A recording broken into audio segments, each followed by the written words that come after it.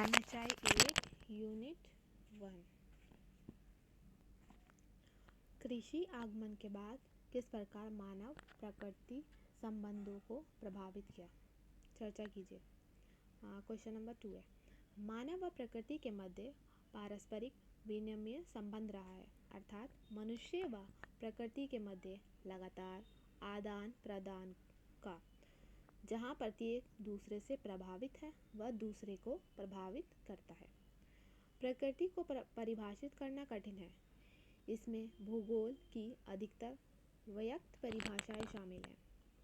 Raymond Williams के अनुसार प्रकृति की परिभाषा है समस्त भौतिक संसार, जिसमें मनुष्य शामिल है और नहीं भी। प्रकृति शब्द का इतिहास को रेखांकित करते हुए वे कहते हैं कि सामान्य रूप से प्रकृति के अंतर्गत देहात शामिल है तथा मनुष्य के अतिरिक्त पेड़ पौधे व जीव जंतु इसमें शामिल है। प्रकृति की इस परिभाषा के अनुसार, जिसमें पर्यावरण तथा मानव इसके अभिन्न अंग हैं तथा वो उससे एक तरह से डायरेक्टली जुड़े हुए भी हैं और नहीं भी। ठीक है, ऐतिहासिक दृष्टिकोण से हम देखते हैं तो पता चलता है एक लंबे ऐतिहासिक काल में मानव व प्रकृति के संबंधों को दो भिन्न स्तर पर क्रियाशील रहे हैं। एक स्तर पर इस संबंध में निरंतर तथा व्यापक प्रक्रिया के रूप में अपना प्रभाव छोड़ा, वहीं दूसरे स्तर पर इसने विशिष्ट मानव समुदाय को उनके तत्कालीन पर्यावरण से संबंध भी निर्धारित किया।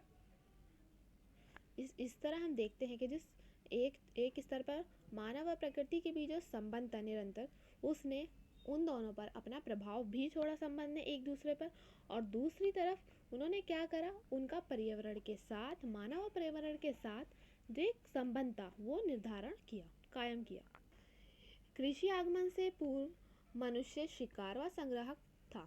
ठीक है, उसका मेन जो कार्य था, उद्योग था, वो औजारों पर अधिक नियंत्रण था। प्रकृति वस्तुओं का उपयोग प्राकृतिक परिस्थितियों के अनुसार करता था।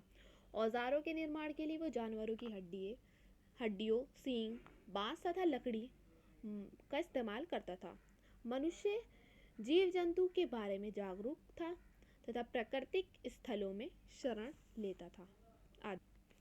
अब हम देखते हैं कृषि आगमन के बाद जो हुआ, एक बार मनुष्य का प्राकृतिक पर निर्भरता कम हो गई, हमें देखने को मिलती है। कृषि आगमन के बाद तक भोजन का स्रोत केवल प्राकृतिक रूप से प्राप्त सामग्री तक ही सीमित था।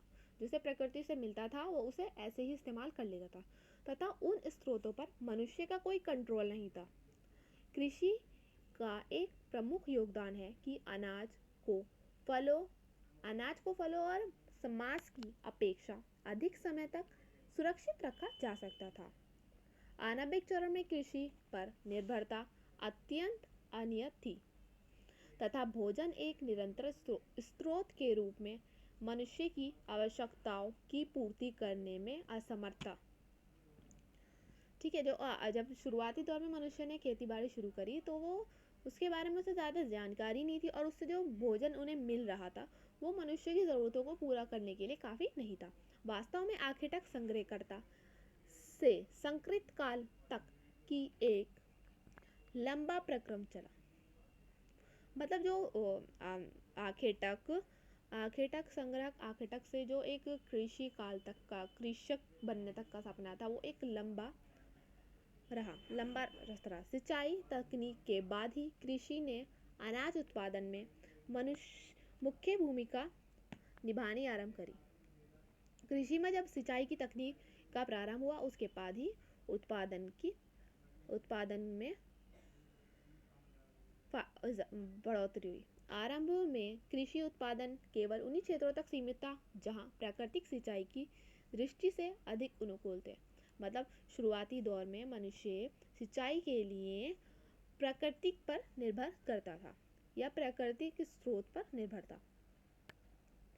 जनसंख्या वृद्धि होने के कारण तथा मनुष्य को कम अनुकूल स्थान पर स्थानांतरण के लिए बाध्य होने पड़ा, जिसके कारण सिंचाई की सुविधाओं की आवश्यकता आ पड़ी, जिसने एक अपेक्षाकृत बड़े सामाजिक सहयोग व कुशल प्रबंधन की स्थिति को जन्म दिया। जब जनसंख्या में इजाफा हुआ और उसके बाद क्या हुआ, मनुष्य जो एक स्थान से दूसरी तरफ स्थानांतरण करने लगा तो उसके कारण सिंचाई की सुविधाओं का आवश्यकता पड़ी, क्योंकि कई जगह ऐसी थी जहाँ पर प्राकृतिक सिंचाई की सुविधा या प्राकृतिक सिंचाई उपलब्ध नहीं थी। कृषि पर नियंत्रण व भोजन प्राप्ति के प्रति आश्वस्त होने के साथ साथ मनुष्य के पास अधिक समय बचने लगा। जब मनुष्य कृषि पर नियंत्रण कर लिया और वो अपने आवश्यकता के बराबर अब प्राप्ति होने लगी उसे उत्पादन की, तो उसके पास क्या हुआ, समय बचने लगा, क्योंकि कृषि क्या था, एक मौसमी कार्य था, जिसकी वजह से कृषि उत्पादन के लिए अच्छे उपकरणों की तथा सिंचाई की अच्छी तकनीक की मांग बढ़ी। जब ये मौसमी खेती बाड़ी होती थी तो उसके बाद उनके पास क्या हुआ, एक समय बचने लग गया, जिसकी वजह से उन्हें उत्पादन के लिए अच्छी अच्छी चीज़ों का आविष्कार, उपकरणों की खोज तथा सिंचाई की अच्छी तकनीक की मांग पड़ी, ताकि मौसमी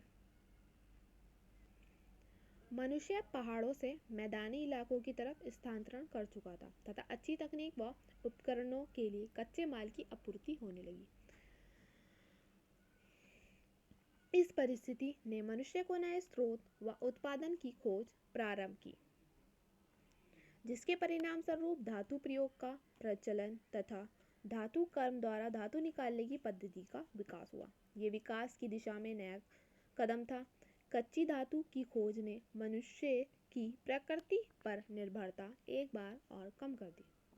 जब मनुष्य के पास औजारों बनाने के लिए और उपकरण बनाने के लिए कच्चा माल कम होने लगा, जैसे वो औजार बनाने के पत्थर, लकड़ी, बांस, हड्डियों का इस्तेमाल करता था, तो अब उनकी कमी होने लगी। तो अब मनुष्य ने क्या करा, धातु की खोज करी और धातु कर्म का पद्धति का विकास हुआ। मतलब अब हमें नया रोजगार देखने को मिलता है खेती बाड़ी के अलावा, धातु कर्म। ठीक है, धातु के औजारों का प्रयोग ने मुख्य लाभ धातु को पुनः प्रयोग था। अब हम क्या देखते हैं, धातु के जो औजार थे उनका सबसे बड़ा लाभ क्या था, उनको दोबारा इस्तेमाल किया जा सकता था। पत्थर औजार क्षतिग्रस्त होने पर दोबारा प्रयोग नहीं किए जा सकते थे, जबकि धातु टूटने पर गलाकर दोबारा ढाला जा सकता था। धातु कर्म की एक चरित्रगत विशिष्टता ये थी कि इसके लिए उच्च कोटि की दक्षता का विशेष ज्ञान की आवश्यकता थी, जिसके कारण धातु कर्म एक पूर्णकालिक व्यवसाय के रूप में सामने आया। इस प्रकार के दक्ष व्यक्ति अपना जीवन निर्वाह कृषि अधिशेष पर कर सकते थे। यानी धातु कर्म आने वालों को अपना जीवन व्यतीत करने के लिए कृषि पर निर्भर नहीं थे। हम स्पष्ट रूप से देख सकते हैं कि धातु कर्म करने वाले एक वर्ग समाज में उभरने लगा, जिसका सीधा संबंध कृषि से नहीं था, लेकिन अन्य श्रम से हुए उत्पादन पर अपना जीवन व्यतीत करने लगे। समाज के इस वर्ग ने कृषि में सीधे योगदान के जीवन जीने की संभावनाओं को उजागर किया। यानी हम देखते हैं समाज में एक ऐसा वर्ग उभरने लगा जिसका डायरेक्टली ताल्लुक कृषि से नहीं था, वो बिना पैदावार के, बिना उत्पाद किए भोजन ग्रहण कर सकता था, अपनी आवश्यकताओं की पूर्ति कर सकता था। उसका कृषि में योगदान था सीधे तौर पर, लेकिन वो अपनी ज़रूरतों के लिए कृषि पर डिपेंड नहीं करता था, उसे उत्पाद करने की ज़रूरत नहीं थी। कृषि पर आधारित समाजों को हम संश्लिष्ट सामाजिक संरचना के रूप में व्याख्यायित कर सकते हैं। ये ऐसी सामाजिक रचना थी जिसके भीतर स्तरित सामाजिक व व्यावसायिक समूह विद्यमान थे।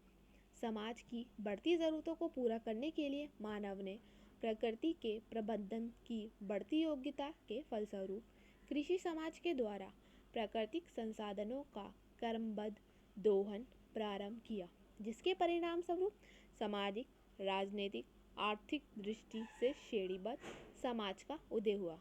इसके साथ मानव तत्कालीन वातावरण से दूरी तथा उसके साथ परकीय संबंध स्थापित किया। अब मनुष्य क्या करने लगा, मनुष्य की ज़रूरतें बढ़ने लगी, तो उन्हें प्राकृतिक वस्तुओं का, प्राकृतिक संसाधनों का जो दोहन था वो ज़्यादा करना शुरू कर दिया। ठीक है, अपनी ज़रूरतों के हिसाब से कि किस चीज़ को वो किस हिसाब से यूज़ कर सकता है। इसके बाद क्या हुआ, तो समाज में सामाजिक, राजनीतिक व आर्थिक दृष्टि से श्रेणीबद्ध समाज का उदय हुआ। ठीक है, कृषि विकास की एक काल्पनिक सरल रेखा जो उसका समरूप विकास इंगित करती है के स्थान पर विकास का ऐसा रेखा चित्र बनता है जिसमें ऊंची नीची रेखाएं हैं। यानी कृषि विकास को हम ऐसे नहीं देख सकते कि वो निरंतर सीधी लाइन के तौर पर जाती है। हम ऐसे देखते हैं कि कभी वो एकदम तेजी से विकास होता है, फिर थोड़ा नीचे रुक जाता है, फिर होता है, फिर रुक जाता है, यानी वो ऊंची नीची रेखाओं से दर्शाता है। कुछ पुरातात्विक स्थल ऐसे हैं जिनका विस्तार से निरीक्षण हुआ है और आकर्षित परिणाम निकलते हैं। सबसे आरंभिक स्थल मेहरगढ़ में, जो बलूचिस्तान में बोलन नदी पर स्थित है। बोलन की सहायक नदियों के प्रवाह में हुए बढ़ाव, कटाव तथा बाढ़ में उसकी गतिविधियों का कारण संभवतः उस क्षेत्र की प्राकृतिक अस्थिरता का परिणाम है। मानवीय गतिविधियों के कारण पर्यावरण पर पड़ने वाले दबाव का, जैसे कि अनाज की खेती, आग जलाने के लिए लकड़ी एकत्रित करना, पेड़ गिरना, अपने तत्कालीन स्थान तथा पहाड़ी स्थानों पर पशुपालन तथा बोलन नदी के मुहाने पर पहाड़ी क्षेत्र पर पशुपालन, लगभग यही कारण सिंधु घाटी सभ्यता के नगरों में भी संबंधित है। सिंधु घाटी सभ्यता में ये माना जाता है कि इस क्षेत्र में सिंधु घाटी सभ्यता के उदय से अभी तक वायुमंडल परिस्थितियों में कोई बड़ा परिवर्तन नहीं हुआ है। इसी तरह मोहनजोदड़ो के पतन के काल लगभग समकक्ष हैं। निष्कर्ष के तौर पर हम कह सकते हैं कि कृषि आगमन से तथा उत्पन्न अधिशेष ने मानव प्रकृति एवं समाज को बहुआयामी स्वरूप प्रदान किया। तालमेल ठीक रहा तो प्रकृति ने मित्रवत व्यवहार किया, लेकिन सामंजस्य टूटने पर इसका तत्कालीन परिणाम मानव समाज व सभ्यता को भुगतना पड़ा। यहाँ हमारा आंसर खत्म होता है।